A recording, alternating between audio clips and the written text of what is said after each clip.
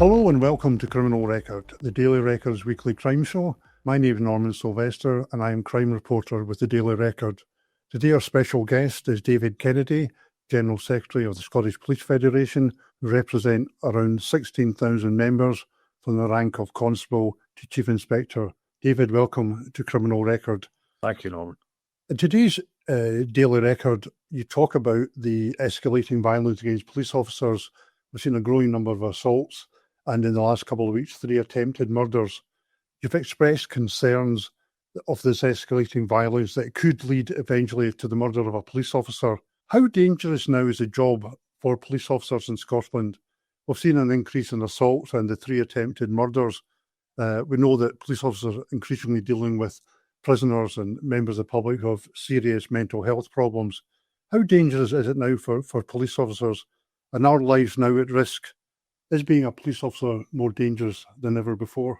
Yeah, I believe it is more dangerous than ever before. A lot of certain aspects of the community are willing to have a go at police officers now, physically attack them and assault them. You know, over the years, and if you look over the last, there's always been attacks on police officers. Let's not, there's that famous photograph of the detective in Glasgow with the man with the razor. And the knife coming towards him. So, I mean, it's not, we do know it has happened, but we seem to be in the process at the moment. We're seeing more and more attacks coming on officers. Now, I don't know if that's because people think, well, they've got protective equipment and they'll be all right. But the reality is, it's very dangerous for them. And we've seen, really assaults, I've seen various figures, but assaults are really taking place on an hourly basis. We're talking about across Scotland, of course, but it's becoming a kind of default now. It's rather than being a rarity, it's almost an everyday occurrence for most police officers that will be assaulted in some degree or another, whether it's a push, shove, punch, or something more serious. Yeah, well, it is, and we've seen this obviously in Scotland, but we know that it also happens out west in Europe and the rest of the world. There's various campaigns on the go across the world actually for violence against police officers to stop. Nobody should have to go to their work and expect to be assaulted, and that's becoming a harsh reality for the police officers that I represent. What can be done just to deter these assaults? We're talking about a breakdown in respect. What's it being fueled by? Is it being fueled by alcohol, drugs, mental health issues, or just generally a lack of respect? No, I think it's a combination of them all. To be honest, it's a combination of everything. But what we have to get back to is community policing. I genuinely believe that. We have to get back into communities so that from a very young age, the children that are seeing the police officers are knowing them like they always did. You knew them in first name terms. You're not scared to approach them.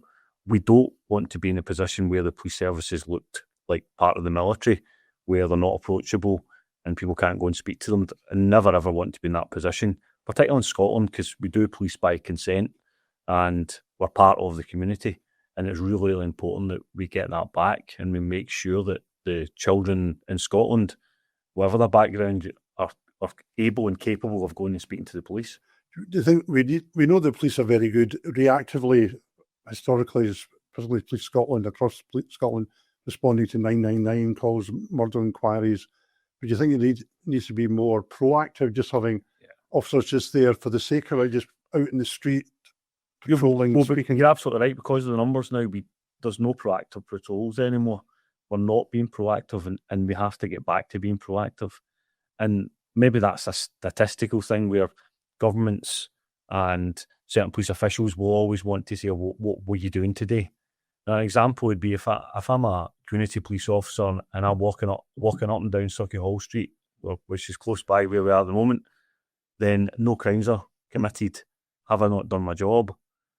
But other people would look and say, but what have you done? Because you've been speaking to people, you've been dealing with whatever comes across, as you walk up and down the street, whatever comes across your path, and you're stopping crime. But sometimes that's not sexy enough, and it's not good enough for statistics to say that works. So we have to get back to looking at policing for what matters, and that is visually seeing police officers in the street and visually being able to go and approach them.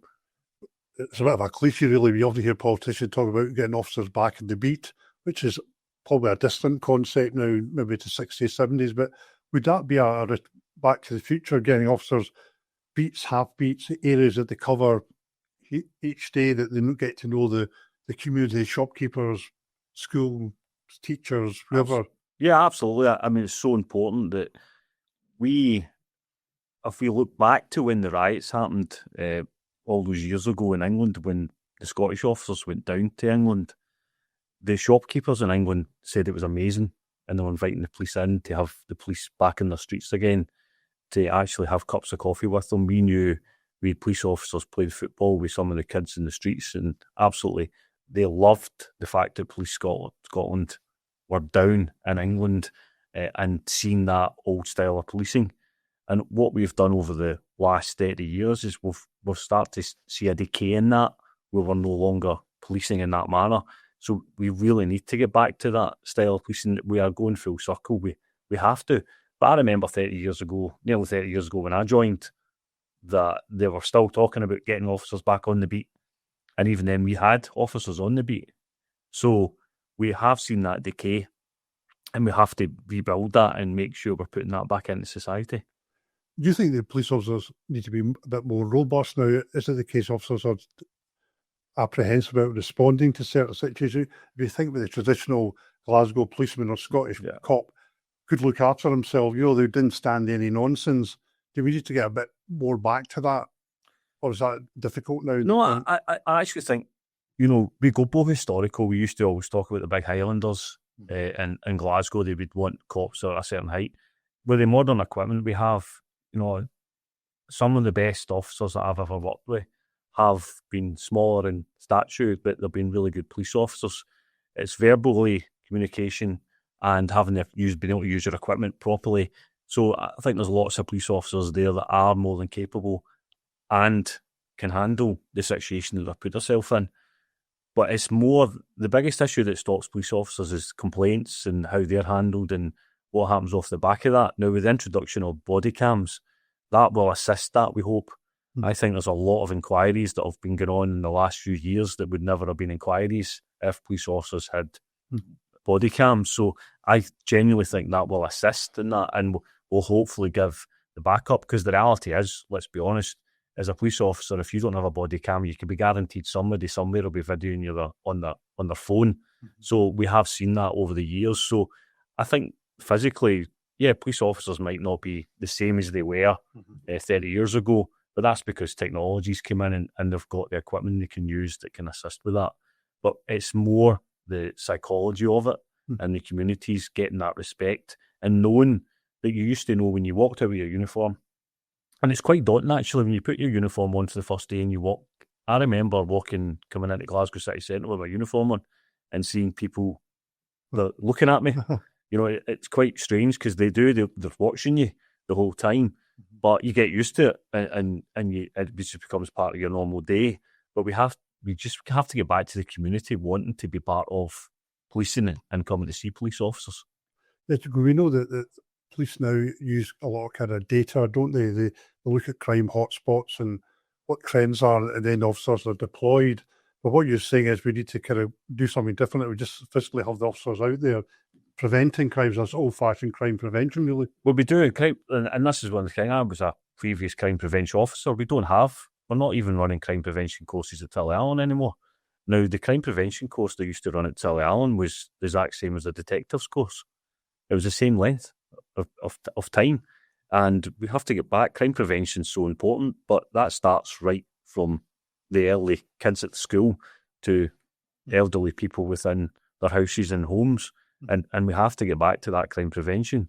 We only have to look at what's happening in the shops where people say shoplifting's going through the roof, and people are questioning what the police are doing about it. They're questioning the justice system on it, and it's not a good place to be. I am not convinced that crime's down as much as they say it is. I just think people aren't reporting it anymore. Yeah, certainly you get that impression with shoplifting, isn't it? That people just kind of deal with it themselves or kind of accept a lower level. I was speaking to one shop owner, he was saying that if they see someone, they just stealing something, they just stop the person, take it off them, and then just push them out the shop.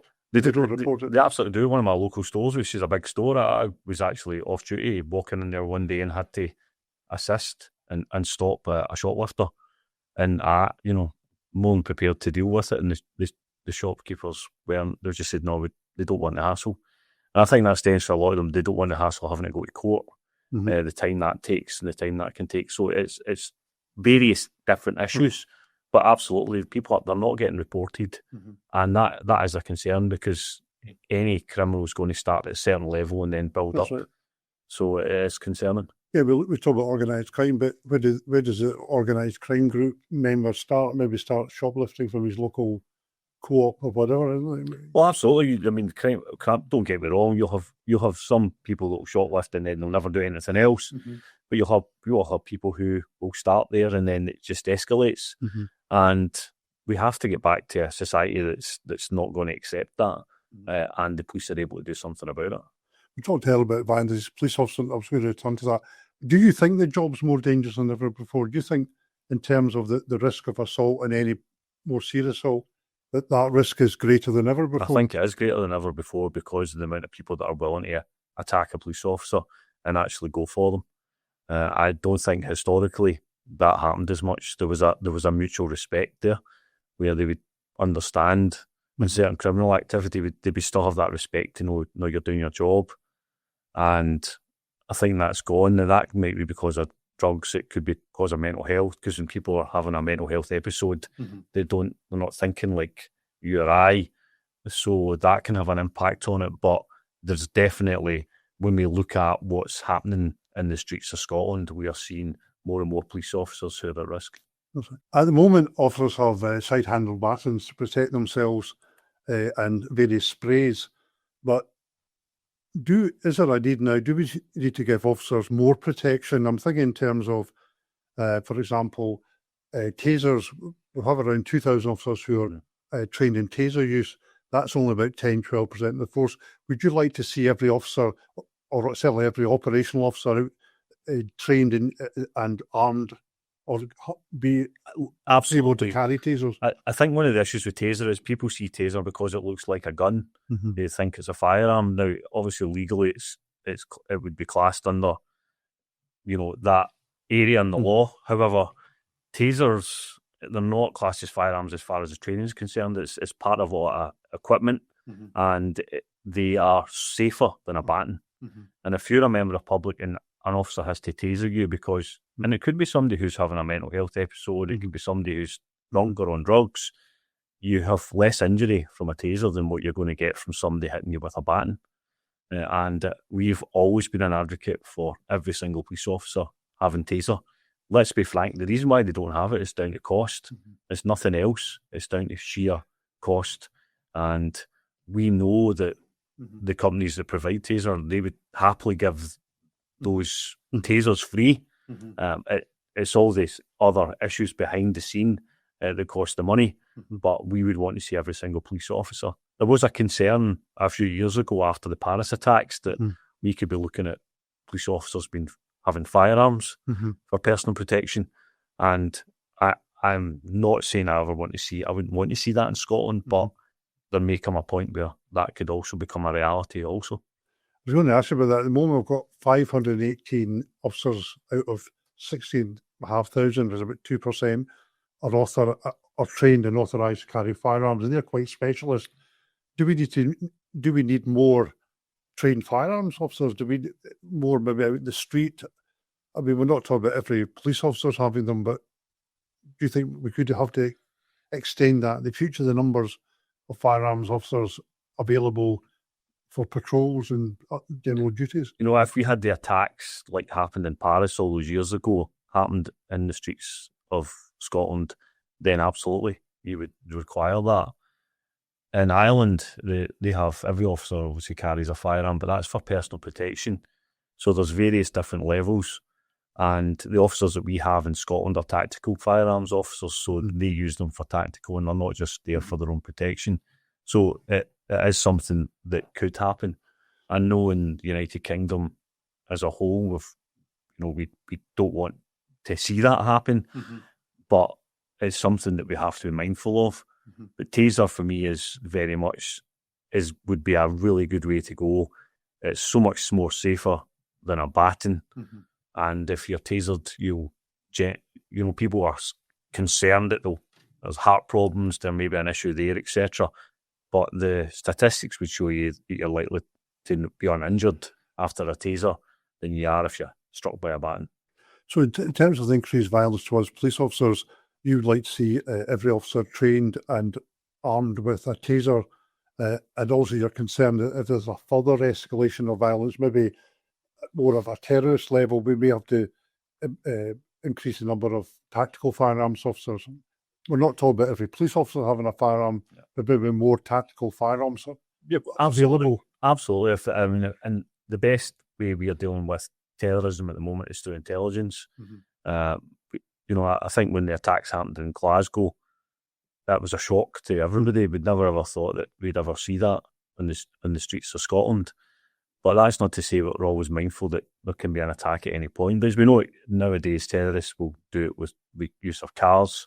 So it's not as simple as just having a firearm. But taser for every single police officer, it gives them an option. And if it could save a life, then it's a very good option. And it's there for the personal protection. A taser would be there for the personal protection of the officer vis-a-vis the increased number of assaults. But obviously, you feel it's also a good deterrent as well. It's there for the protection of the members of the public as well. Absolutely.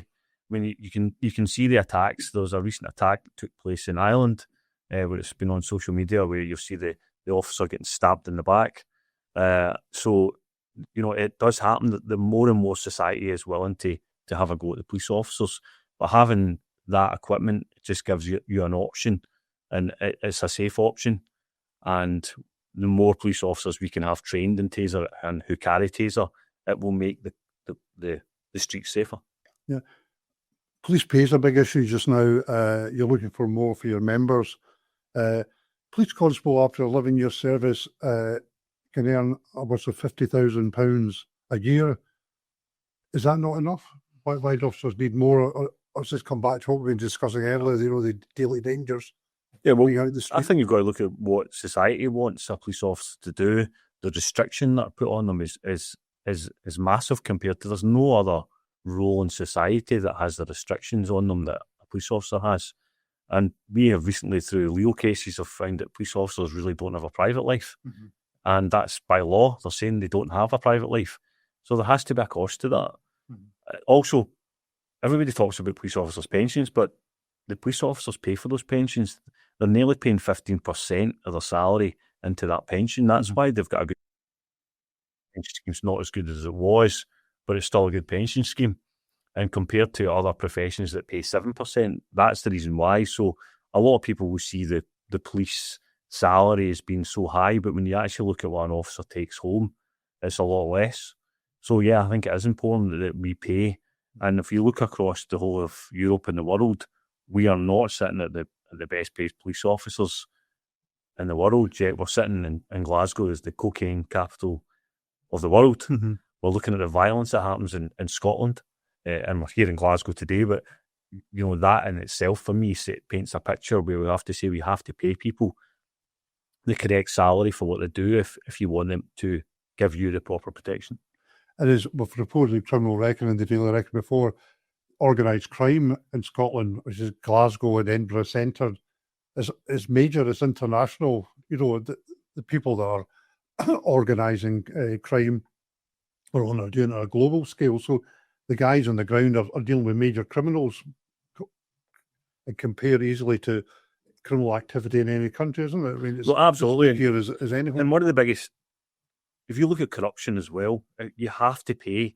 If you pay police officers well, you're not going to have any corruption, because that's one of the biggest things. If you look across the whole of the world and you look at the countries that look at policing on the lower scale, that's where you'll find the most corruption, because you're not giving people the ability to survive and live where they work.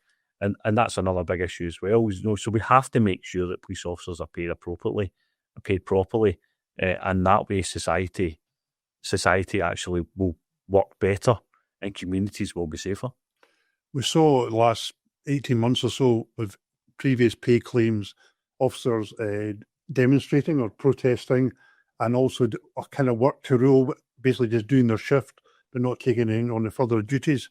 Do you see maybe an escalation of that? Is that something you could return to? We just went through our recent pay negotiations there, and we negotiated the best deal we could get under the current political and financial circumstances that we're in. But yeah, I do see police officers, part of the Fraser of Allender report that's getting looked at independently now is asking the question. Now, previously, what police officers had in their pay was they called it the X factor. They now call it the P factor. And that was that factor that used to add more money to their salary because we don't have the right to strike, can't withdraw the labour, and how that affects negotiations when they're looking at pay.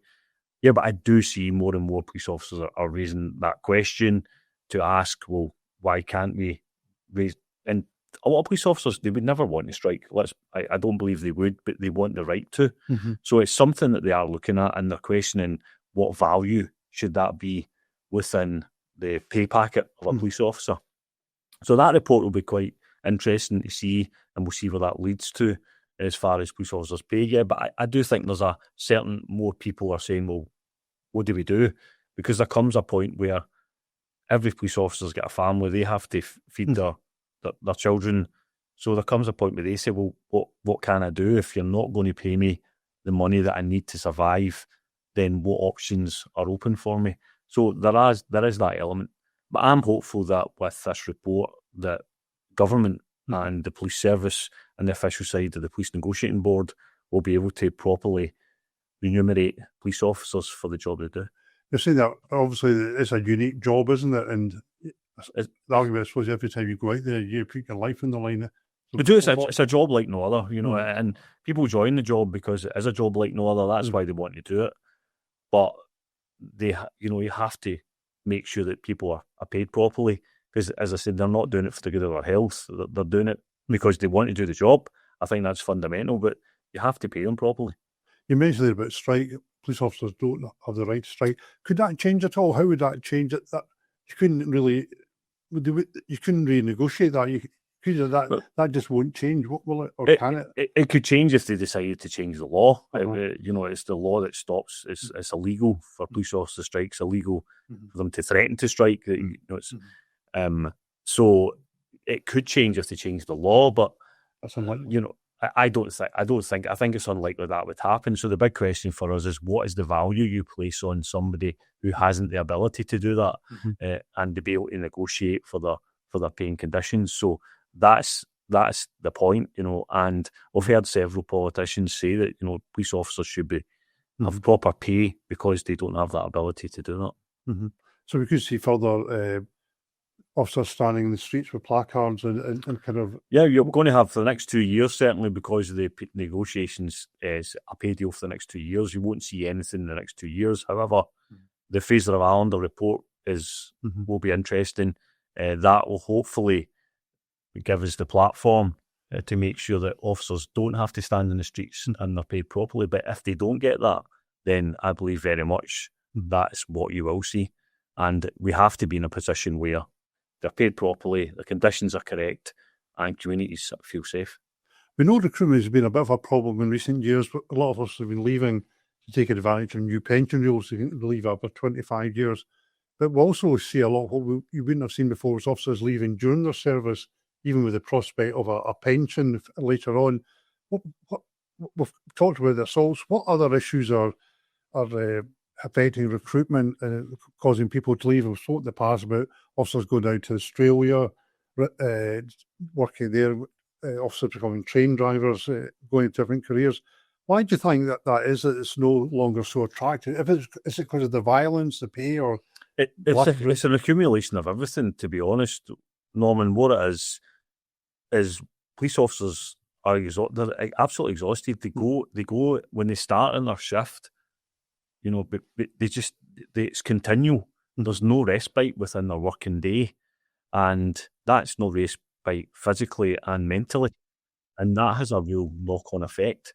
And what I believe you're seeing over the last few years is the 25 and 50s always been there. Police officers have always been able to retire that, but a lot of them didn't want to. They wanted to stay on to their 30, and some stayed past their 30 years police service because they enjoyed doing the job. But what we're seeing now is more and more people who are not enjoying the job, and what's been a vocation, it's a job they've wanted to do.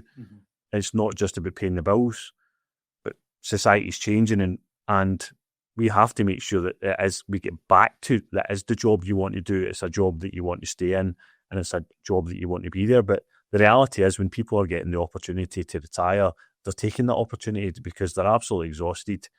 They don't feel that they're getting the support. And we've seen that after what's happened in society with Wayne Couzens and what's happened in England and Wales. And a lot of police officers feel that, and that has an effect. It has an effect on them. So unless we change that, we're going to see this more and more.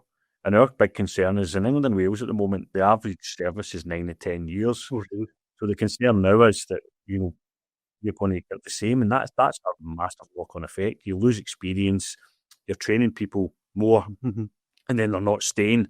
So we have to reverse that. We have to get back to a place where people are staying in a job and they're trained and that expertise is there. Otherwise, it's society that actually loses out more than anyone. It was recently revealed that Police Scotland is paying around £85,000 a day in overtime. What does that tell you about the problems of the force? Just not enough bodies out? There's not enough police officers. A lot of that overtime's for the inside the control rooms, and there's not enough cops. We're down 1,000 police officers, and we were at our max. We reckon we probably need another 3,000 to be proactive and do policing the way it should be done. I mean, a recent statistic, we found out that one detective had 120 rape inquiries attached to them, and that's just unbelievable. I absolutely feel for the victims, and I feel for the police officer who has that amount of inquiries attached to their name. How can you cope with that? There's a feeling that other people may be listening and will feel the same about their own job. They just get police officers just getting swamped every day with. Well, they do. They don't get any respite, and that's one of the biggest problems. And it is relentless for them because they're not getting that opportunity and that chance to reset. And that has a knock-on effect on your health and your mental health, and it's a knock-on effect in how you deal with people. We're all human beings, so when you're dealing with members of the public, that can be very demanding at times. But you need to have that reset. Otherwise, you won't treat people the way they expect to be treated. And that has then a knock-on effect in the attitudes towards policing. So we have to, for the sake of everyone, make that better. What impact is increasingly new legislation on all sort of subject? We had the hate crime bill in April last year. How does that impact in policing, all the new legislation? A lot of it well-meaning, to be fair. Is that further swamping the police? Yeah, absolutely. What we need to do is when politicians are making new laws and great new laws are getting made that are meant to be there to protect the public and protect the communities and society in Scotland, we have to have a part of that actually says, right, how many police officers do we need to support this? Because that's what's happened over the last 30 years. All these new laws have come into being, and we haven't said, right, who's going to do that? Well, the police will do it. The police are a can-do organisation. The police are always the first at any events. They're the ones that carry the can. They're the ones that will stand up. But the problem is they're at the point now they can't do it, and they can't do it all. And that's what we're seeing now. They're absolutely burst. Do we ask too much of the police nowadays? I mean, a lot of stuff between the shoulders. We know about the mental health problems. We hear the stories about officers spending their shift within a hospital with somebody who's maybe attempted suicide. That can take up a whole shift. Yeah. Is that the problem? Just asking too much? You need to look at that, maybe. Yeah, absolutely. We are asking too much. Everything always comes back down to the police, and the police will deal with that. And historically, the police would attend a call, and it might have not been a call. I remember as a young cop in Renfrew attending an old lady's house and having to basically fix her double glazed window. But she didn't know who else. She was an old woman. She didn't know who else to call. She phoned the police to see somebody could come in my house. So she didn't know it, and that's just life. You deal with that. But absolutely, the new laws, the mental health issues. I mean, the amount of officers that are sitting at hospitals the police are trying their best to cope with that and deal with it, but there is far too much on the police service now. And if you want to put that on them, you have to give them the people to deal with it. I give them an extra Absolutely. men and women on the street. We talked obviously about getting officers back on the street, but what we've often seen is there's a plans just now, or there's an ongoing process since the formation of Police Scotland. It's closing down police offices and stations, which obviously the public's losing contact with the police on a daily basis. I take it that's something that you're against in principle. We'd maybe more rather than less points of contact. The closing of police stations is, it's a bit of a fallacy in the sense that they've not looked after the police stations. So they're not, by not looking after them, they're wear and tear, and then they're saying, "Oh, it's not worth it," and then they're closing them down. We are concentrate too much on the media in the sense of we're going to use mobile phones. Everything's virtual. It's so important. Absolutely. It doesn't. If you've got police officers going to a hub and then travelling from a hub to the local area, that's probably 1 or 2 hours out of their shift that you're losing that person within your community. To have a local police office, a local police station, to have police officers to be there so you can walk in and speak to them, so you can see them, is so important in our society. And also, police stations are beacons of safety. There's a lot of times where vulnerable people can't, they have to go and seek out the police. They can't use their phone. They can't, go on social media and use a computer to email them. That's just not practical. And they have to be able to speak to police officers and see them. So if they're closing police stations down, they're going to have to make sure there's other ways of police officers in person able to speak to members of the public. It's so important. We can't lose this. We do not want a virtual police service. That's right, because at the end of the day, if you go back 25 years, you could go to your local police station, you could phone them. Nowadays, people go through call centre 101, which all police forces use, but that's been lost, hasn't it? That kind of... Well, it has. You want to see police officers. I mean, I drive my car and I'm always looking to see when I'm going to see a cop and when you're going to see a police officer. It's so important to see that. For members of the public, I think it's so important. It also stops the fear of crime. Now, this isn't new. It's not a new philosophy. It happened in New York nearly 30 years ago with the broken windows theory, where they put a cop in every corner of the street. And I remember being in America and going to New York, and I never felt so safe in all my life because of the amount of police officers that you could visibly see. And it's so important that we have that. So we need police stations. We need visual police officers. We need them in the street. We need them talking to people. We need them speaking to the communities. And we need to get that back. And the only way we get that back is by upping our police numbers. I mean, we used to have, if we go back 20, 30, 40 years ago, maybe longer, we had police boxes, which I suppose people talk about hubs. They were kind of hubs in their day, weren't they? Well, they were. They were a beacon. The some area of safety. Could we bring them back? Police boxes or something would be possible? Of course, anything's possible. It comes down to whether or not they want to spend the money. And if, why not? It would be the question. Why not have something? I know they looked at having virtual police boxes, but that's not the point. People need to see cops. They need to see people. And that's one of the reasons why most police officers join the jobs, because they're people.